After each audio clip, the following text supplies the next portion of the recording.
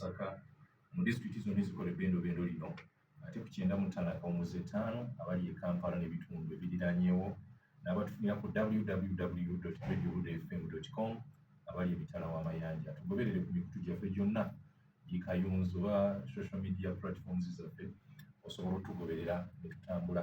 Program Twezimbe, nze Sonko Jude, muzzukulu wa Kisolo, nga bwe nakutegeezezza nti abakulu okuva mu yafeesi ya kalisoliso wa gavumenti bamaze okuba nga banneegattako. Nina mwami Agaba Sam yatwala yafeesi eno mu bbendobendo lino ery'e Masaka. Nina mukyala Anne Twine atwala yalondoola enteekateeka ez'enjawulo, enteekateeka za gavumenti oba projects. Ate nina Dr. Patricia Achani Okiriya, ono yamyuka kalisoliso wa gavumenti. Tugenda okwogera ku nsonga nnyingi nnyo nga bwe nakutegeezezza nti ebyabwe byangu, ebyabwe bya kulwanyisa nguzi, ebyabwe bya bwerufu, ate n'okulaba nga obukenozi eggwanga tebuliimu. Mwami Sambula musakutuliza. Namusiza nnyo bannaffe n'abatuuliza, neyaza nnyo olw'omukisa guno Radio Budde gwetuwadde okuba nti nno tubatuusaako. Weebalire ddala. Kakati Inspectorate of Government tulina omulimu ey'amaanyi nnyo kulwanyisa enguzi n'okulyako enguzi ne abuse of authority mu public office. Waliwo abamu oba balina public offices tebakwatagana emirimu bulungi ate batakinga bribes n'ebirala. Kati emirimu gyaffe gikwatagana ne okunoonyereza mu cases ezo, kukwata abantu kubasiba n'okubatwala mu kooti, prosecution.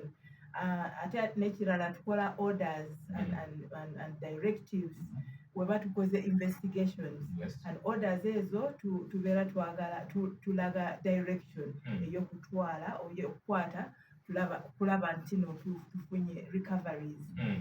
Kati tulina directorates nyingi mu Inspectorate of Government ga 7. Tukozesa mandate yaffe eziva mu namateeka oba mwe muyita ssemateeka, naye ye namateeka kuba namateeka abeera supreme law ezaala amateeka amalala. Kati ye namateeka mu ngeri yange. Tulina anti-corruption unit, anti-corruption directorate. Anti-corruption directorate ekwatagana n'okunoonyereza mu cases ezikwatagana ne corruption, okulyako enguzi n'ebirala. Kati anti-corruption directorate ereeta cases mu legal, directorate of legal. Oba bamaze okunoonyereza ejja mu directorate of legal ne tutwala mu kooti kola prosecution. Tulina directorate ya ombudsman. Ombudsman ekwatagana ne administrative complaints ne reviewing public institutions, and ombudsman naye ekola recommendations ne preventive reforms okulaba tino tetulaba repeat eya cases ezibeera mu administrative issues mu bitongole bya gavumenti. Era juzi mukwano gwange Deputy IGG Anne yabadde wano nga era anoonyereza mu bya ebikwatagana ne ombudsman function ya Inspectorate of Government ne bakolagana ne Regional Inspectorate Officer. Tulina directorate ya leadership code ekwatagana ne transparency. Tulaba ntino abakulembeze mu gavumenti we tuyita leaders declaring income, liabilities, n'obugaga bwabwe. Okulaba ntino lifestyle eri in line with their well-known sources of income.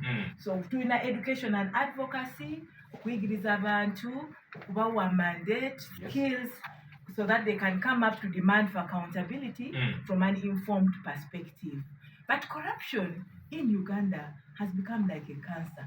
The reason I'm here in Masaka is not to say that Masaka sub-region is the most corrupt, but we are here to do the preventive approach. Tulina strategy yaffe eziyitibwa STAC, strengthening transparency, accountability and anti-corruption. Kati strategy eyo etuyamba mu ngeri nnya.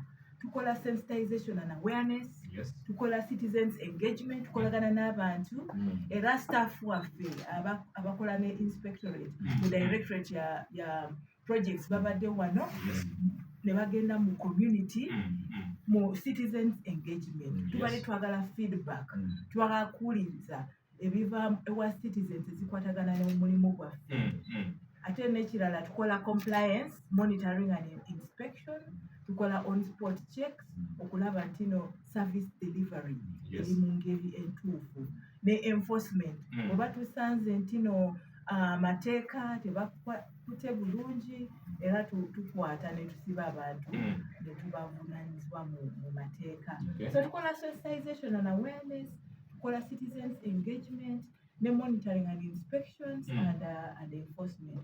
Kubanga mu gavumenti mu Uganda ebyokulyako enguzi tufiirwa ssente nnyingi nnyo, eri close to 10 trillion annually.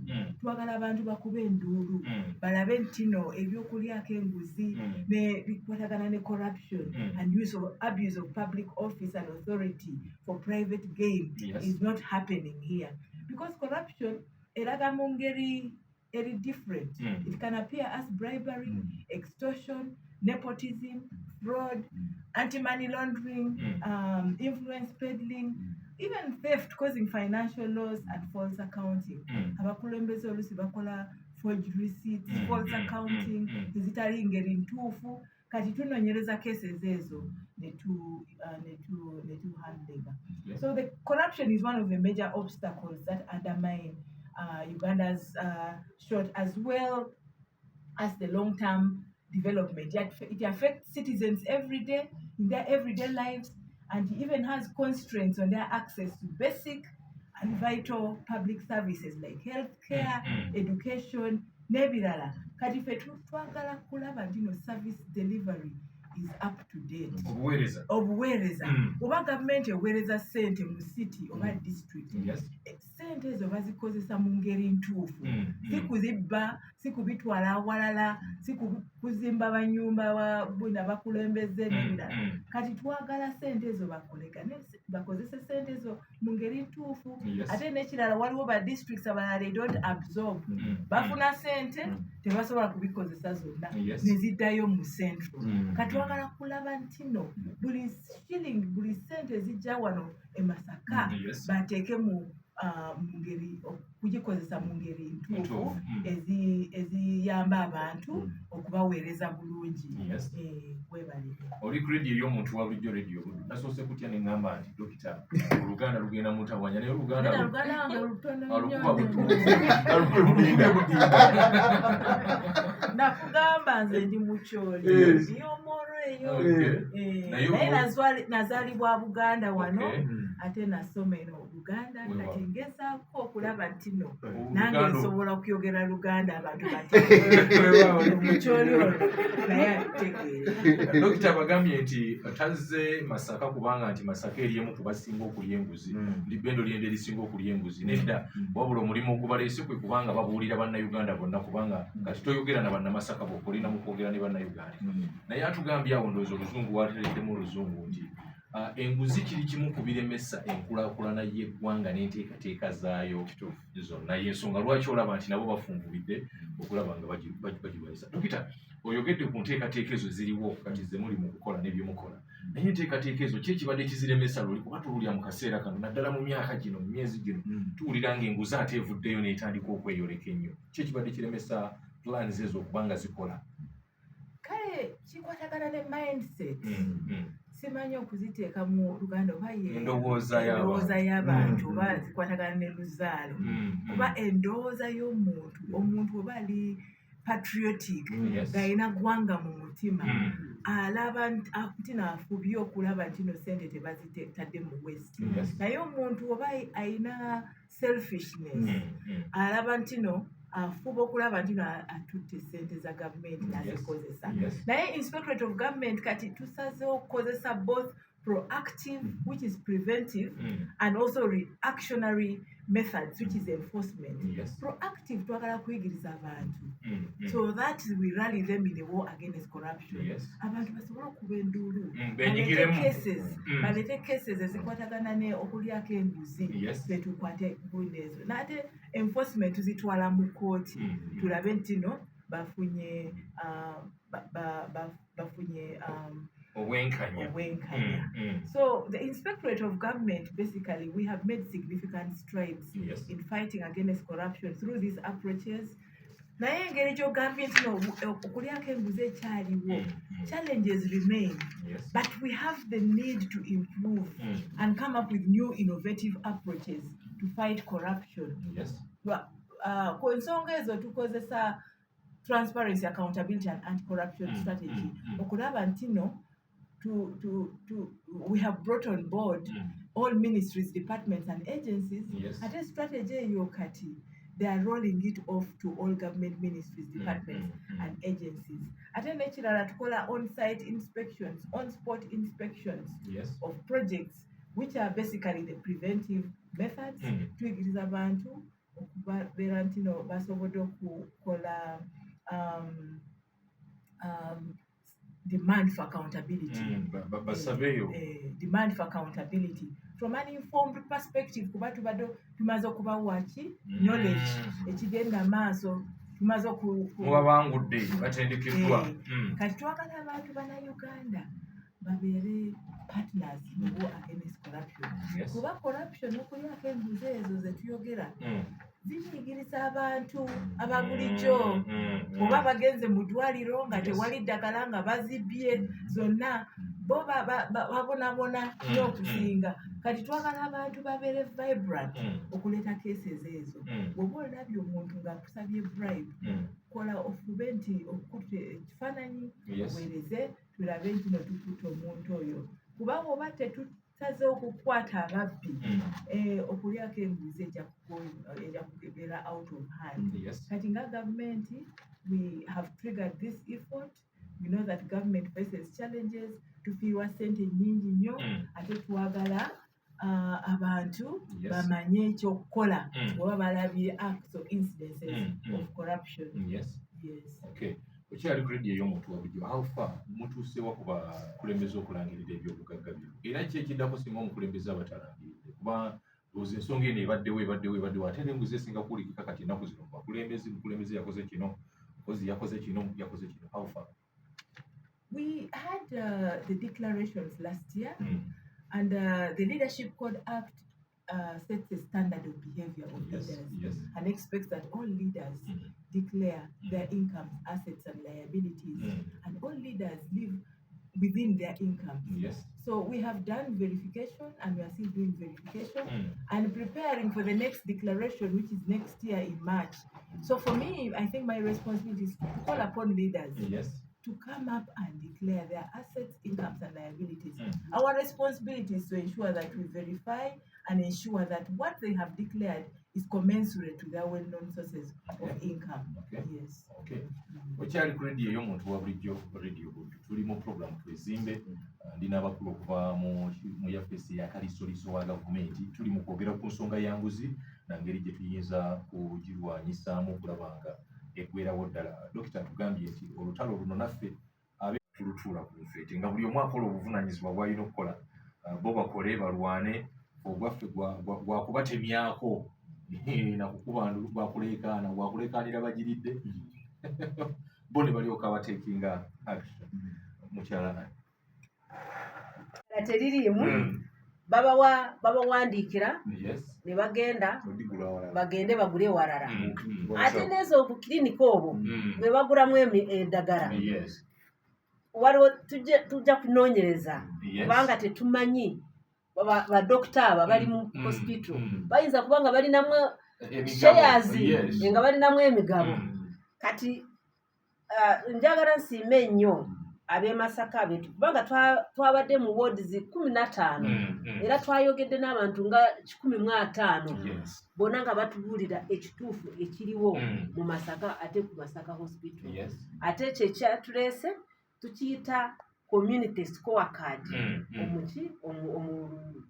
mu lulimi luli olufuta naye ndowooza bwe kitranslatinga tugamba omuntu wa bulijjo kyagamba oba nga bwakola ki ku mpeereza ya gavumenti ekyagamba ku mpeereza ya gavumenti kati mwebale nnyo bwe twayogedde namwe ebirowoozo bye mwatuwadde n'ekwomulugunya kwe mwatuwadde tujja kubikolako omukulu yatuuse ajja kuba ng'abirabamuko netukola ki naffe netulaba nga tuzimbe eno programu eri tuzimbe kubanga kalisoyiso naffe tuzimba ate tuzimba kuki ku njera eri yokulaba nti anti-corruption nga tugwanisa obuli bw'enguzi kubanga bwe babeeramu obuli bw'enguzi tetusobola kuzimba nga Uganda yaffe tesobola kukola ki kutambula mu maaso nga bwe twagala webale nnyo balina essuubi bannayuganda bwe mwabadde mwogera nabo kuba bo babawadde obulumi bwabwe babawadde tebawulira ate nga kyekibakosa ate era kyebabagambye nkakasa kyekituufu kuba oli tasobola kugamba nti banzijjako $5,000 nga tebagira kakati ekitero singa okubamalamu amaanyi baga nti twalaba essuubi madamu Annie ne banne bajja wano ne tulowooza nti ebintu bigenda kutereera naye bigenda kutereera ddi omukyala yagambye nti omukyala yagambye nti bamuggyako $5,000 bamuggyako $20,000 ogenda omulongoosa asuubira kulaba results ki kubanga bw'anaddayo nga wayisuba wakyala bazaala myaka 2 asobola okuddayo bw'anaddayo ngaera bakyamusaba $20,000 anaagamba atya amazima gali nti era yensonga enkulu lwaki erese mukama wange ffe wiikendi yonna tubadde tufuna endowooza z'abantu ba bulijjo mu bitundu nga Kyabakuza, Katwe, Kimanya, Kabonera, Nyendo, juzi nze nali Kirimya, Kyanjale nga tufuna endowooza y'omuntu wa bulijjo ku mpeereza ya gavumenti kati ffe oluusi tuba tutula tuzi mu ofiisi netunda abantu okujja otuwa complaints zaabwe naye kati kyavuddewo ffe nga ofiisi ya Kaliso kati ffe tugenda ku wansi okulaba nti empeereza ya gavumenti tuka ku muntu wa bulijjo kati bwe tulaba nga waliwo ekitatambudde bulungi Kaliso Liiso ku luno ffe tulina basanyufu nnyo era abatuuze balina okwebaza Kaliso Liiso abawadde omwaganya nti kajje ku ground awulize okwemulugunya kwabwe kati olweggulo ku ssaawa 8 tugenda ku mitinga both aba public abemulugunya ne bano ba officers bebimulugunyako tamaze okusasula tafunye connection y'amasanyalazi in time extortion by staff of Umeme and so on low voltage in installed transformers kati okukaba kw'abantu mpitirivu naye tuze wano kuba twagala kutuula ne ba service providers abo twagala kutuula n'abantu tusobole okunyonyola abantu engeri gavumenti gyekola ate ne ba responsible parties nabo tubagambe responsibilities zaabwe kuba oluusi tosobola kukozesa coercive approach nga totudde nga muzadde n'obuuliriza omwana engeri y'okukwata responsibilities ye kuba tosobola kusuula omwana wo kuba akoze ekibi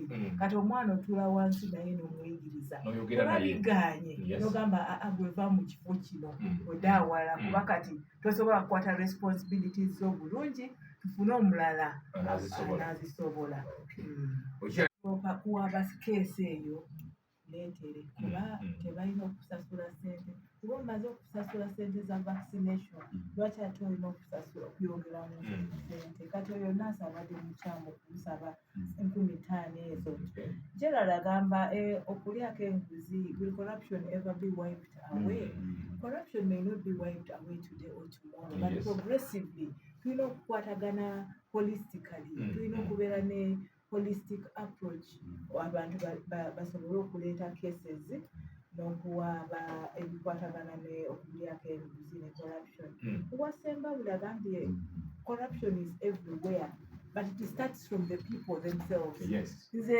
njagala kumwebaza kuba omuntu oba akkiriza n'atandika okusasula bribes abeera fuelinga corruption bitandika waka nno kuba tubale tuyigiriza abantu ebikwatagana ne values empisa omwana oba tomuyigiriza empisa ng'ali muto okuva waka ayinza okutandika okubba raba oba kalaamu mu ssomero kati omwana oyo yaba billions ennaku zino katulina okuyigiriza abaana nga bakyali bato ebigambo bikwatagana ne values of integrity, honesty ne fear of the Lord kuba omuntu oba otya katonda oyinza otya okutandika okubba ebintu ate nga bayibuli egamba obubbi kibi Justin Nabugabo agambye munange omukyalo oyo atandise okuliwuliza ebikwatagana n'enguzi leero oba yatandika dda kati ekimulese mu Masaka kiki tetujja mu Masaka yokka tugenda mu ggwanga yonna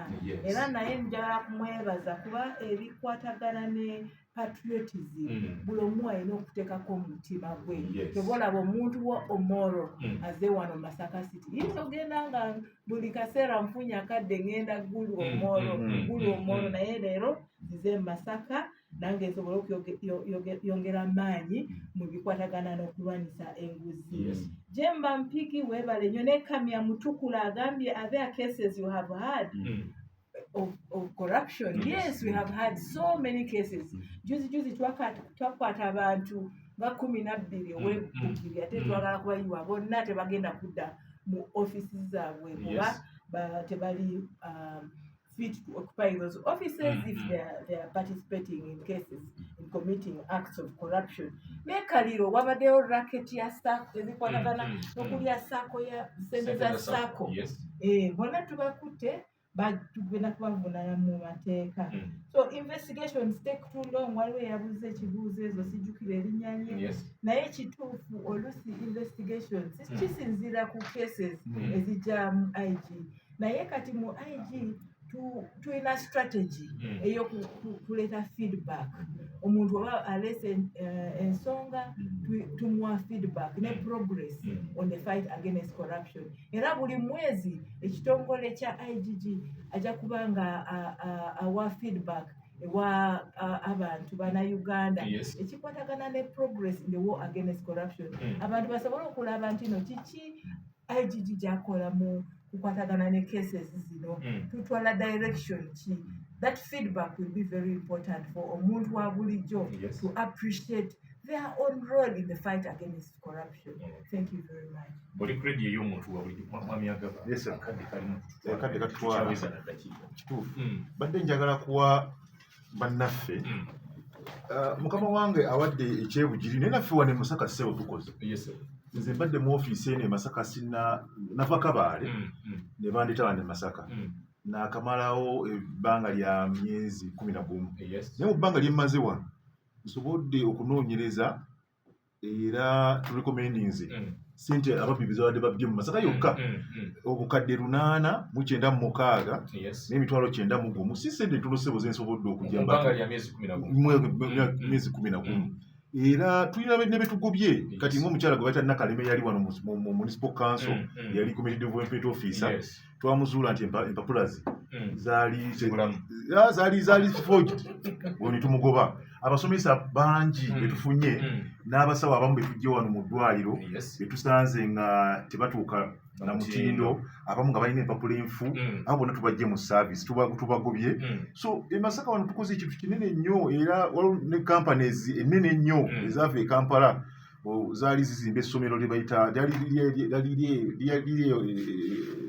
Rakai bayita Samson Kalibala Kamya baali wa contract ne company ng'olwokuba yali erowooza company ya muntu munene nnyo tekwatibwako baali bagiwadde obuwumbi 2 twagikwata ku nkono era company eyo gavumenti egisuspendinga so tulina emirimu mingi nnyo ffe nga kalisolesi gye tukozeeko naye ekyensingira ddala okwagala kwe kuwa abatuuze baffe abamu tebamanyi na office wali baali bajjukira baali balowooza tukyali kuwoota ne kuwoota twavaawo saawa zino tuli wano mu Soweto kumpi ne Kitovu Mobile Health Center 3 era mbadde nsaba abatuuze singa kibadde kisoboka bafune peeni bawe enamba yange gye bankubirako zinamba sizijjaako kebe weekendi kawube kiro kawube ddi zibeerako enamba zaffe eza office ziri 0776